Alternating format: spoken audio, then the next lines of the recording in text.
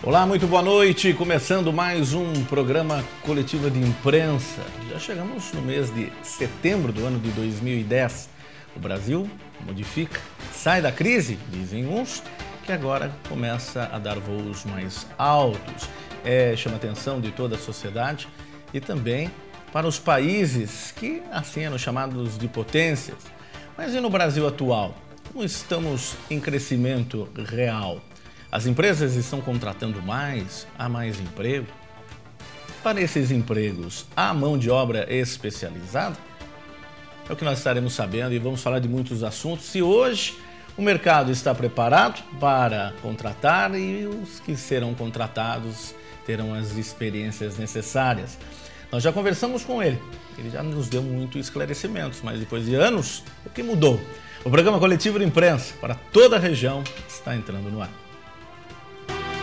Muito bem, hoje estamos convidando ele que retorna ao programa, faz tempo que não estava com a gente, Antônio Danelon. Boa noite, seja bem-vindo conosco aí no programa Coletivo de Imprensa. Muito boa noite, Antônio Carlos, boa noite, Marcos. É com muita alegria que estamos aqui para bater um papo com uma pessoa que realmente é especial, uma pessoa que sabe aquilo que faz e faz muito bem feito. Tenho certeza que o programa será de muito bom agrado a todos que estão nos acompanhando.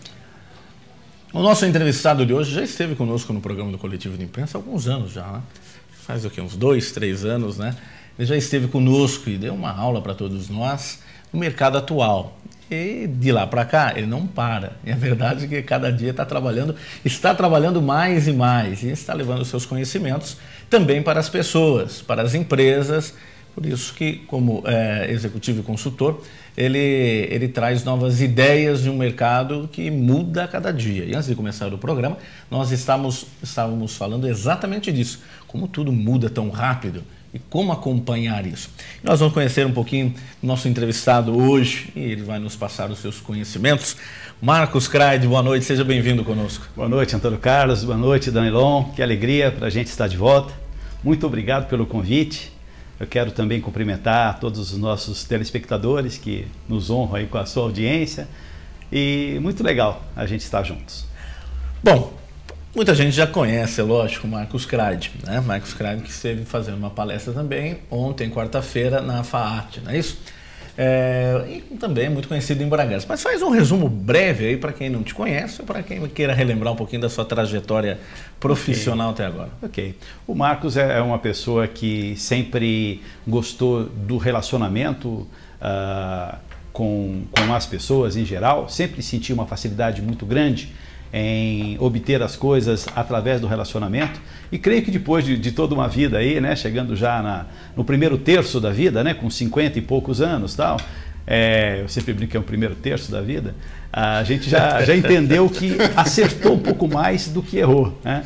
E acho que é graças a essa questão do relacionamento. Isso me levou a fazer a faculdade de psicologia, depois uma especialização na área de recursos humanos, de gestão de pessoas. Isso tudo foi me levando, a carreira foi sendo delineada através disso, trabalhando sempre na área de recursos humanos.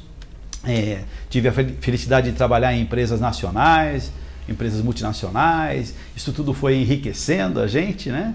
E principalmente entendendo um pouco mais, e tanto falta para entender ainda, do relacionamento humano dentro das organizações, da capacidade do ser humano se adaptar às condições de trabalho, né? Eu então sou hoje um misto de executivo, sou diretor de recursos humanos da Fagor Ederlan, antiga fundição brasileira aqui na cidade de Extrema, e também mantenho a minha consultoria, fazendo palestras e seminários no Brasil todo. Esse é um rápido resumo. E corintiano, né? Corintiano firme, sofredor. Ninguém é perfeito, Marcos. E ninguém é perfeito, tá bom. Tá certo. O Kraid, nesses anos todos, e nessa disposição de querer descobrir a relação humana, hoje o brasileiro, ele está melhor ou pior? Ele vem melhorando com o tempo ou não? Olha, Antônio Carlos, eu não tenho dúvida que está melhor, né? Nada como um dia após o outro para a gente ir tropeçando e se levantando e aprendendo com os erros. Eu acho que a maioria de nós consegue fazer isso. Infelizmente, algumas pessoas ainda olham para o chão, veem uma casca de banana e dizem, puxa vida, vou ter que cair de novo, né? Porque parece que não conseguem aprender com os próprios erros.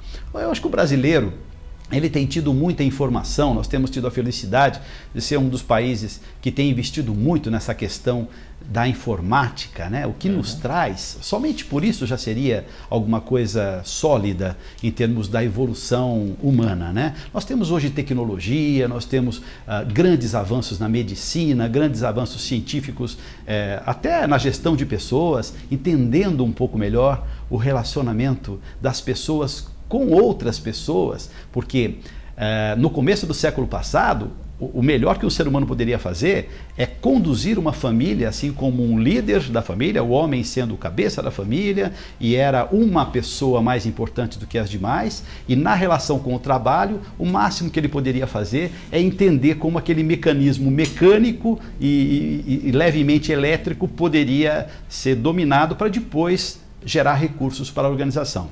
Hoje, graças à tecnologia disponível no Brasil, graças à força da informática, à velocidade das informações, ao crescimento do ser humano em todas as suas dimensões, à busca da espiritualidade.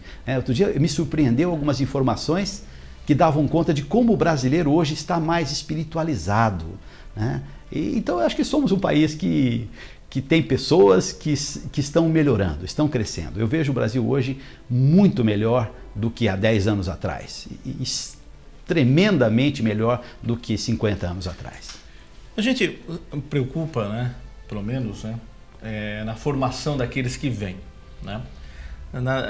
Hoje me dá a impressão que muitos, ou eu estou muito enganado, que há uma grande parcela da sociedade que está a caminho para entrar no mercado de trabalho, que ainda não se tocou da preocupação de se aperfeiçoar, que o mercado, embora toda essa tecnologia, ficou muito mais competitivo. É impressão minha, mas é uma verdade? Não, eu acho que é uma visão perfeita. Na minha concepção, eu acho que o que você falou tem todo sentido. Ainda existem, é lamentável, mas é uma verdade que você vê no mundo corporativo, né? Quando você convive no ambiente das empresas, você percebe isso. Ainda existem pessoas, colaboradores de organização, empregados de empresas, que entendem a convocação para um treinamento, por exemplo, como um fardo, como alguma coisa que vai tirá-lo da rotina, né? Que vai causar incômodo, desconforto, né? Eu estou tão bem aqui, porque é que tenho que passar algumas horas fora, me expondo, crescendo, né? E ainda são resistentes a isso. Fora do ambiente corporativo, a gente vê no ambiente educacional como muitos jovens ainda são extremamente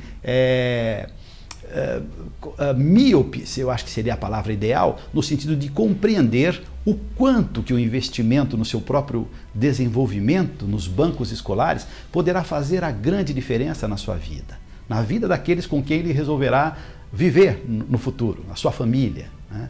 Então ainda existem sim pessoas, lamentavelmente, que não se aperceberam de que num mundo de mudanças tão avassaladoras, tão rápidas, verdadeiros tsunamis culturais, sim, que vêm e nos atropelam a todos, tudo que sabíamos, quando aprendemos a maioria das respostas, as perguntas mudam e a gente tem que estar aprendendo a cada momento, e aí a gente vê ainda, não só jovens, mas a gente vê pessoas em geral com resistência ao seu próprio desenvolvimento. Eu vou passar para o Danilo, mas a gente tem muito contato com empresas, né?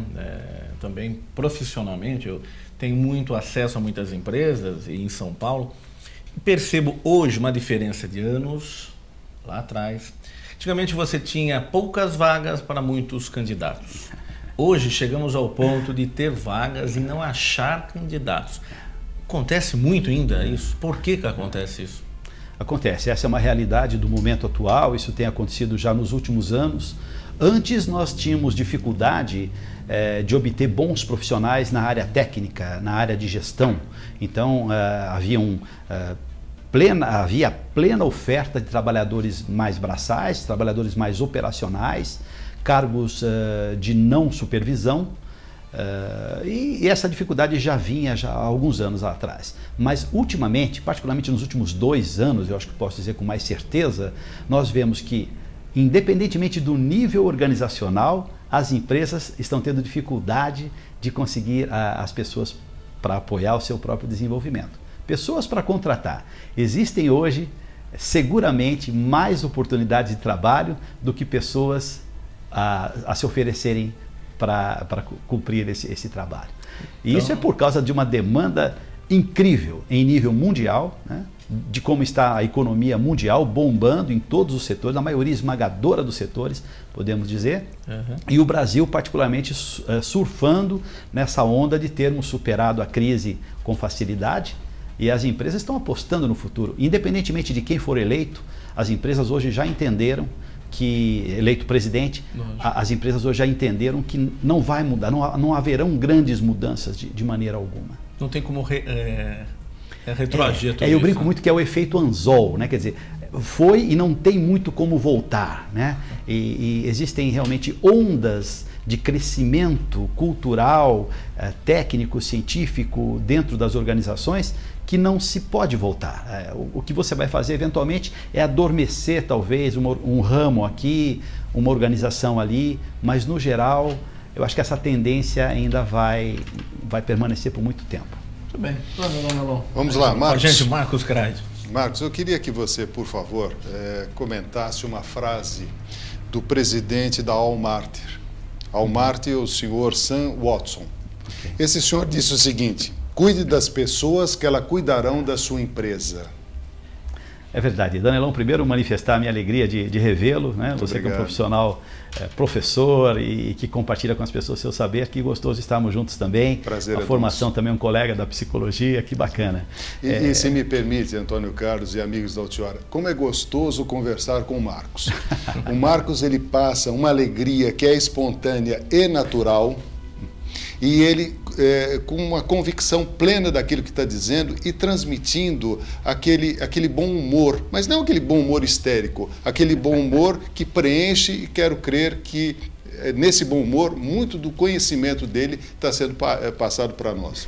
Então vamos explorar o Marcos no bom sentido ao máximo. Muito obrigado pelas gentis palavras aí. O fundador da Walmart, o Sam Walton, ele disse isso realmente uma vez e isso marcou demais, né? Uma das frases que marcaram muito todo mundo corporativo. Cuide das pessoas e fique tranquilo, que elas vão cuidar da sua empresa. E é uma grande verdade. Hoje nós vemos, se fizermos uma associação, se cruzarmos as informações que temos disponíveis hoje, entre as melhores empresas para se trabalhar com as melhores empresas do Brasil, as 500 melhores, com as 150 melhores para se trabalhar, como revistas de segmentos específicos sempre catalogam, né? Nós vamos verificar que as empresas que estão ranqueadas no mais alto topo das melhores empresas, das mais lucrativas, elas têm investido de uma maneira sistemática no desenvolvimento das pessoas. Elas têm sabido cuidar cada vez mais do elemento humano, do recurso humano, né? Cuide das pessoas que elas vão cuidar da sua empresa. É uma verdade de fato, né? E hoje nós não entendemos porque existem ainda organizações que preferem ter apenas e tão somente um departamento pessoal dentro das suas instalações, única e exclusivamente documental, para que eles possam simplesmente contratar, demitir, cuidar dos documentos legais. E que me permita, que é um setor que amedronta todo mundo, não, o departamento pessoal te chamou. Compareça ao departamento pessoal e traga a sua carteira. O cara fala, poxa vida, você é demitido. É para atualizar, né? E eu vou fazer justiça. É um segmento dentro da área de recursos humanos de maneira mais ampla, espetacular e necessário e fundamental. Eu diria que a base da área de recursos humanos é essa área de administração de pessoal, é a área documental, é preciso ter isso com fidalguia, controlar as horas trabalhadas, atender à legislação. Só que tem um detalhe, as empresas têm que evoluir disso, manter esse departamento de uma forma sólida, as pessoas certas, as pessoas centradas, concentradas para fazerem a administração de pessoal. Mas tem que investir na área de recursos humanos sob um ponto de vista mais amplo, né? Ter uma visão de que é preciso levantar as necessidades de treinamento, trabalhar os aspectos comportamentais. Você vê pessoas que são tecnicamente competentes, mas que têm dificuldade de se relacionar com as pessoas. Então elas não conseguem aplicar todo aquele conhecimento técnico que desenvolveram através dos anos de estudo, anos de experiência, porque tem dificuldade no trato com as pessoas. A gente está cansado de ver 2 profissionais excelentes em áreas chaves da organização que simplesmente têm sua competência vertical, como eu gosto de dizer. Eles são bons, as áreas deles são boas, mas eles são muito incompetentes no sentido de interagir entre si. Hoje a interdependência entre as áreas de uma organização, entre as pessoas-chave de uma organização, ninguém faz nada sozinho, um depende do outro. Isso aí é um grande entrave para o sucesso, para a rentabilidade das organizações. E tem executivos que ainda, tem empreendedores, donos de empresa, que gradativamente estão entendendo isso. Mas eu acho que não é uma evolução, é preciso uma revolução nesse sentido. Você não tem muito tempo. Você tem que girar essa sua realidade dentro da sua empresa e fazer com que as pessoas sejam cuidadas. Cuide da sua empresa e depois cuide das pessoas da sua empresa. E essas pessoas vão cuidar da sua empresa. Grande, qual o grande conselho que você dá para aquele jovem que está nos assistindo agora, que já está no mercado do trabalho, vai entrar aqui, os jovens que estão atrás das câmeras, né, nos nossos bastidores? É o grande século da inteligência, é o grande século que a tecnologia corre atrás e você tem que correr atrás dela. Qual o grande conselho que você dá para esse jovem que está lá, que antigamente, né, vamos lá, reportar um tempinho atrás, eu lembro que na profissão você estudava algo novo e quando ia mudar demorava muito e você ainda mantinha. Hoje muda a cada minuto, a cada segundo. Qual o grande conselho que você dá para essas pessoas? Legal. Bom, em primeiro lugar, eu diria o seguinte, né? Os diplomas deveriam vir com uma frasezinha, né? Mesmo que fosse pequenininha, né? Produto perecível, né? Porque hoje em dia nós temos... Quando que nós vamos parar de estudar, né? Não dá para dizer. Nós vamos ter que aprender o tempo todo com todo mundo, com pessoas que sabem menos do que a gente, que estudaram menos do que a gente, e com pessoas que sabem mais do que a gente, que estudaram muito mais do que a gente. Com pessoas menos experientes, com pessoas mais experientes. O conselho que eu posso dar para os jovens, para essa geração maravilhosa, essa geração Y, como a gente chama, que está vindo agora numa força total, né? É uma geração fortíssima no sentido de informação e de facilidades técnicas, de disponibilidade de recursos, como nunca se viu na história. De qualquer maneira, essa oportunidade espetacular, ela traz no seu bojo um desafio, que é o de manter a sua capacidade de se humanizar. Porque hoje a gente vê as pessoas muito mais próximas ao toque dos dedos, se a gente pensar que eu consigo falar com alguém no meu Orkut, num outro estado, através do Twitter, com milhares, milhões de pessoas, teoricamente eu posso fazê-lo no mundo todo, e muitas vezes na porta ao lado, atravessando a porta de onde eu estou, existem pessoas com as quais eu tenho dificuldade de interagir. As pessoas com quem eu moro, a minha própria namorada, o marido daquela pessoa, enfim, é muito difícil conciliar isso atualmente, porque a velocidade de mudança ela é tão grande que a gente, sob o ponto de vista humano, é literalmente atropelado pela tecnologia. E se não tomarmos cuidado para preservar esses valores humanos, esse é o grande desafio, né, que se impõe essa juventude maravilhosa. O jovem que eu fui há um tempo atrás teve muitas oportunidades. Os jovens atuais têm infinitas possibilidades, mas tem que manter essa questão humana, tem que conseguir contrabalançar relacionamento com conhecimento. E nunca é demais lembrar que o conhecimento não significa necessariamente sabedoria.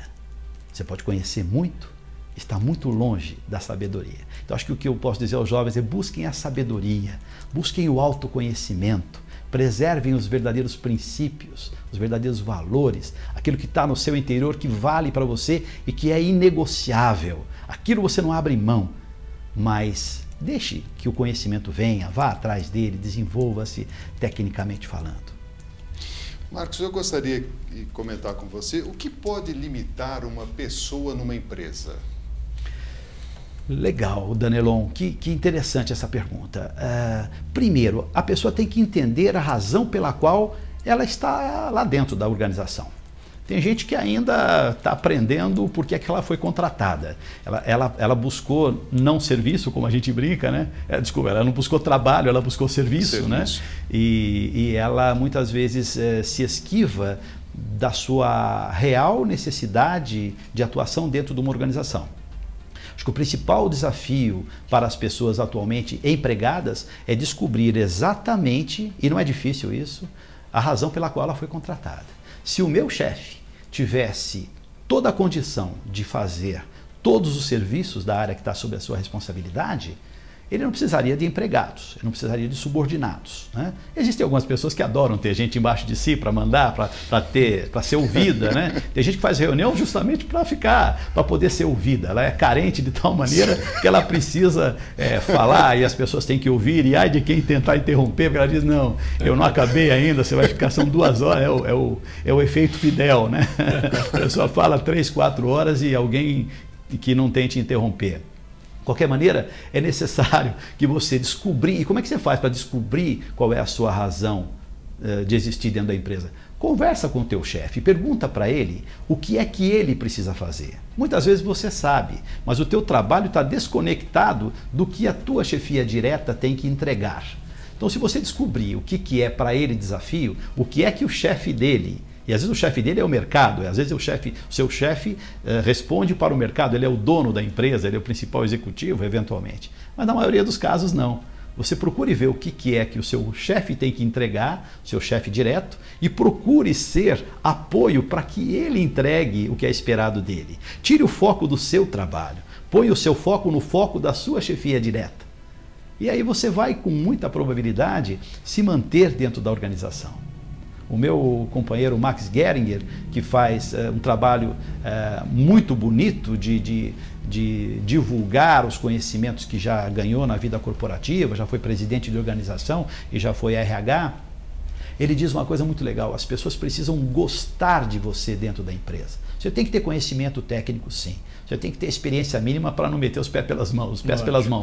Mas você precisa ser gostado dentro da organização. Quem é desligado de uma organização hoje? Nós sabemos que são as pessoas de quem as pessoas não gostam. Porque quando as pessoas gostam de alguém e essa pessoa vai mal tecnicamente, sempre aparecem anjos da guarda que vão dizer, olha, vou te dar uma dica, acerta isso, acerta aquilo, senão a gente adora você, mas vai ter que te demitir. Então sempre haverão mãos para amparar as pessoas que são gostadas. Né? Então, foco no foco da sua chefia e procure ser gostado. Procure ser uma pessoa aceita pela organização. Eu acho que você está muito mais seguro daí. Com certeza. O Craig, e como é que fica a relação com os funcionários, os parceiros mais antigos? Aqueles que têm o conhecimento e talvez sem a sabedoria, né? Não necessariamente, como você disse. Como é que fica? Antigamente a gente lembra que as empresas demitiam funcionários com muito tempo de casa para contratarem empregados mais novos, funcionários que estavam mais dispostos. E hoje, com essa tecnologia toda, com esse avanço de informação, como está a situação daqueles que perduram muito tempo nas empresas? Veja, Antônio Carlos, eu acho que vai ser a 4ª ou 5ª vez que eu uso a palavra desafio, porque é uma palavra forte para o momento atual. Né? Se você não fizer poeira, você vai comer poeira de quem está saindo na sua frente. Né? Enquanto alguns choram, outros vendem lenços, né? Na mesma situação. Então, isso é fruto do momento atual, isso reflete os desafios constantes aos quais somos expostos. Né? Há um tempo atrás, você entrava numa organização e você se aposentava nessa organização. Então não tinha essa questão do choque das gerações, porque as pessoas mais novas, a única visão que elas poderiam ter é espelhar-se nas pessoas mais antigas e um dia esperar pela sua vez. E as pessoas antigas demoravam muito para sair dos seus lugares, né? Se encarapitavam nos seus postos e não saíam. Né? Hoje, como muito bem lembrou Antônio Carlos, a gente vê uma realidade totalmente diversa dessa. Né? Você vê organizações, bancos fortemente e outras organizações ligadas à tecnologia substituindo sem pensar toda uma linha de profissionais mais antigos, no sentido de idade, no sentido de tempo de casa, e sendo substituídos por jovens, uma geração que já foi chamada de Yuppie, pessoas que tinham como grande qualidade simplesmente o fato de serem jovens. Não tinham experiência, tinham alguma formação, e isso ficou durante muito tempo nas organizações como água e azeite. A geração mais antiga execrando a mais jovem e a mais jovem fazendo o mesmo, não sendo muito diferente com relação à mais antiga. Então, hoje o desafio é usar a tradição da empresa, usar a experiência dos mais antigos, criar condições para que essas pessoas tenham dignas aposentadorias, mas que abram realmente lugar, abram espaços para que o sangue novo possa fluir dentro das veias organizacionais. Essas pessoas precisam ter suas oportunidades, porque o mercado está hoje com dinamismo de tal monta que se você não criar oportunidades dentro da sua empresa, essas pessoas vão migrar. Existe uma permeabilidade na membrana organizacional para fora dos talentos. Gente boa vai embora, gente boa confia em si mesma. E ela procura desafios ou ela é convidada, né? Enquanto alguns aí falam mal da empresa o tempo todo, essas pessoas não falam mal. Elas fazem o que elas têm que fazer até o momento que elas acham que devem ficar lá. E depois, se levantarem a mão, muitas oportunidades aparecerão. Então a empresa tem que cuidar dos talentos, tem que abrir espaço, tem que oxigenar essa organização. Eu diria assim que uma empresa hoje, que a cada 10 vagas que tenha, se conseguir pegar 7 pessoas do mercado e 3 pessoas por promoção interna, em alguns ramos, é o que se busca. Claro que se você conseguir equilibrar isso, de 10 vagas você conseguir promover 5 pessoas e pegar 5 pessoas de fora, você ao mesmo tempo em que promove a oxigenação do ambiente corporativo, você também dá um recado muito claro a quem está na organização que não precisa mudar de empresa para que possa ter. A oportunidade poderá surgir dentro das próprias hostes daquela organização. Eu tenho que chamar o intervalo, passou rápido demais o primeiro bloco, né? Quando o assunto é bom. Só para a gente terminar esse bloco, alguém disse, eu não vou me lembrar agora, que na vida nós devemos nos relacionar com pessoas promissoras. Você concorda? É esse caminho? Eu concordo. Existe uma teoria muito forte com a qual eu concordo plenamente e que diz o seguinte: você é fruto da média das 5 pessoas com quem você mais se relaciona. Eu acredito isso, eu vejo isso na minha pessoa, eventualmente eu consigo ver isso em outras pessoas. As pessoas são de fato fruto, resultado, o que eu sou